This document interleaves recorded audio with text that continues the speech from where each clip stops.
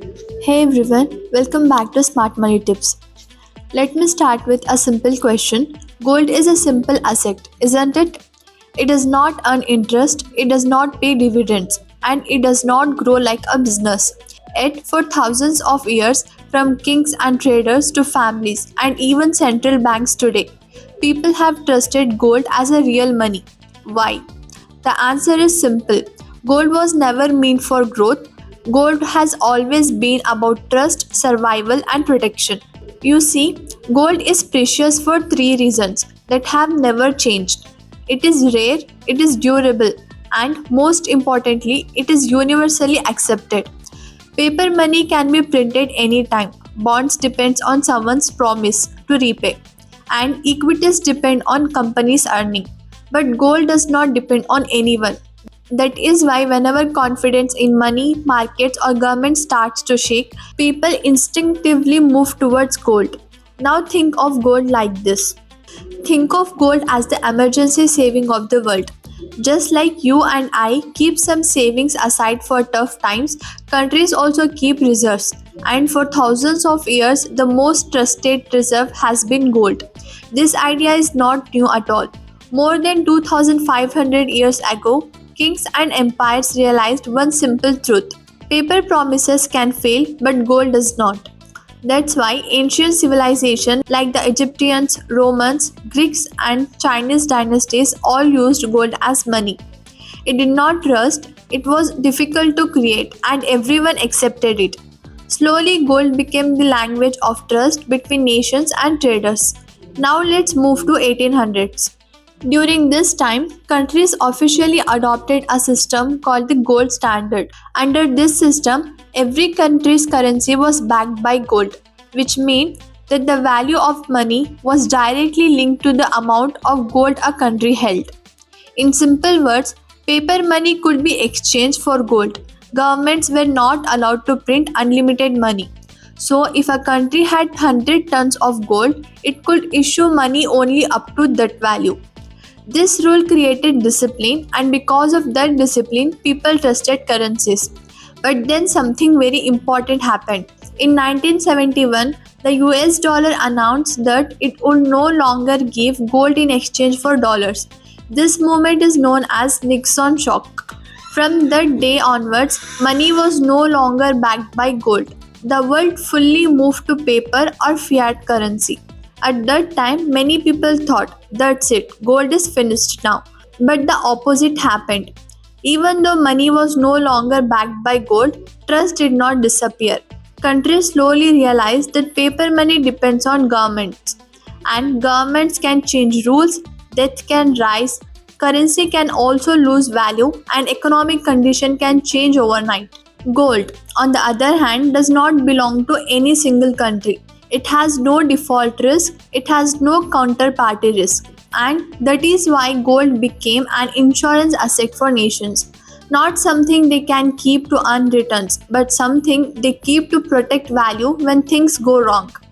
Let me explain this with a simple example.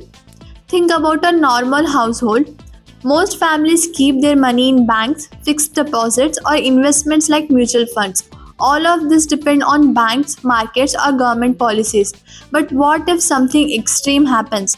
A banking crisis, a currency collapse, a war, international sanctions. In such situations, system can come under stress. But gold usually continues to hold value, and countries think exactly the same way. That's why central bank like the RBI, the US Federal Reserve and China's central bank keep gold. First, gold protects against currency weakness. When a currency falls, gold prices usually rise. Second, gold works during global crises, wars, recession, pandemics because it remains liquid. Third, gold is independent. It does not depend on the US, China, or any institution. And fourth, gold builds confidence. A country with strong gold reserve is seen as financially stable. That's why the US holds the largest gold reserves. China and Russia keeps increasing their gold holdings. And India's RBI has steadily added gold to its reserves. In fact, even governments don't fully trust paper money. and that's the biggest signal. Now let's talk about recent history. Over the last 10 to 15 years, gold has once again become very important. Why? Because of events like 2008's global financial crisis and 2020's COVID pandemic. Governments around the world printed massive amounts of money. During this time, global debt increased sharply. Financial system came under pressure and uncertainty rose everywhere. As the trade tensions, sanctions and currency conflicts became common, countries realized something very important. Depending only on paper currencies or government bonds is risky. So, gold buying increased sharply. Gold returned to its original role, a store of value, not a growth asset. Now, let me take you through the journey of gold over the last few decades. Back in 1995, gold in India was priced at around rupees 4,600 per 10 grams. At that time, gold was almost ignored. For many years, nothing exciting happened. People did not talk much about gold. It simply stayed there, doing nothing. Slowly by 2005, gold moved up to around rupees 7,000, still calm, still boring. Then suddenly 2008 arrived. The global financial crisis shook the world. Markets crashed, banks struggled, fear spread everywhere, and confidence collapsed. At that moment, people ran towards safety, and gold responded. Prices jumped sharply to around rupees 12,500 per 10 grams. A few years later, in 2011, the Eurozone crisis created fresh uncertainty. Once again, gold became the safe place and prices crossed rupees 26,000. But after that phase, gold went silent again. From 2012 to 19, prices moved sideways. Investors lost interest, equities stole the spotlight, and gold was pushed to the background. But markets never move in straight lines, they move in cycles. In 2020, COVID changed everything. Fear returned overnight, economic shutdown, and uncertainty came back stronger than ever. As uncertainty continued in the years that followed, gold kept climbing. By 2024, it reached around rupees 78,000. And then by December 2025, amid global tensions, currency worries, and rising risk, gold surged to nearly rupees 1.3 lakh per 10 grams in India. This was not coincidence. It was the story of gold doing what it has always done, protecting value when the world feels uncertain. Gold never rises for just one reason. It rises when several forces come together at the same time. When real interest rates are low, gold becomes attractive. When the rupee weakens, gold prices in India move higher. When geopolitical tensions increases or recession fears grow, people look for safety. At the same time, central bank continued to buy gold and investors search for protection against rising debt, inflation and global uncertainty. This is why gold behaves the way it does. Gold does not rise because the world is doing well. Gold rises because the world feels uncertain. Now let's talk about returns. If we look at the numbers, gold moved from around rupees 7,000 per 10 grams in 2005 to about rupees 78,000 by 2024. That works out to roughly 13 to 14% annual returns over nearly 2 decades. And if we extend that journey to December 2025, gold has delivered close to 16% annual returns over a full 20-year period. These are strong long term results, and that's why gold commands so much respect. But there is something very important every investor must understand. Gold does not give returns in smooth or predictable way.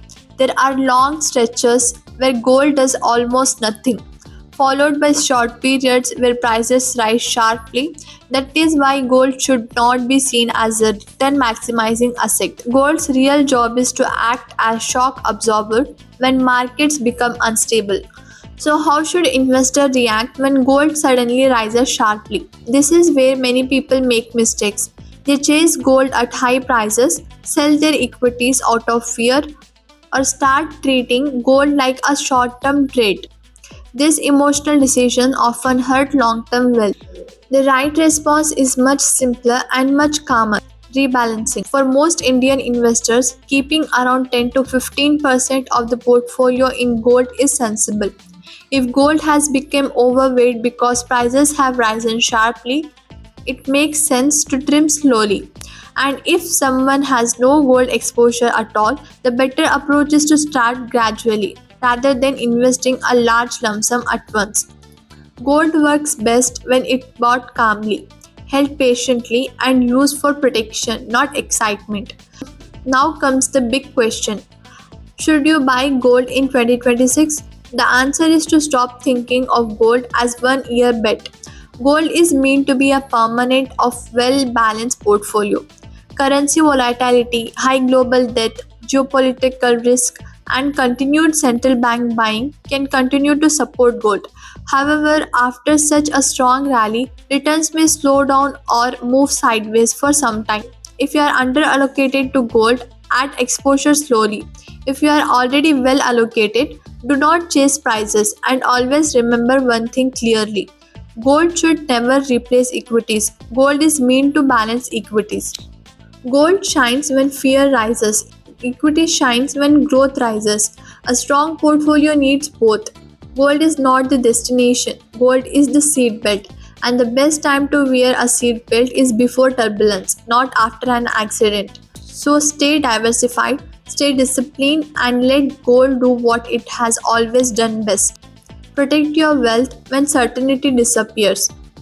If you found this video helpful, please hit the like button, share this video with someone who might benefit from it, and subscribe to our channel Smart Money Tips. Thank you for watching.